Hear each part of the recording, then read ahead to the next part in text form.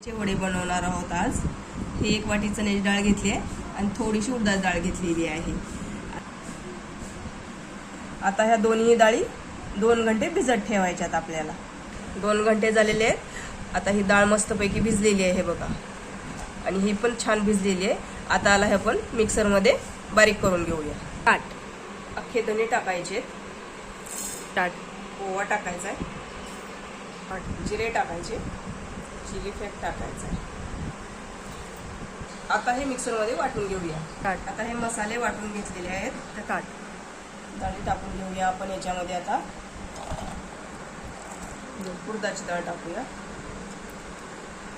कांदा, कोथिंबीर आणि मिरची वाटून घेतलेला आहे। त्याच्यामध्ये आता हिंग टाकूया, कांदा टाकूया, गरम मसाला टाकूया, लाल तिखट टाकूया। आता याचे वडे करून तळून घेऊया।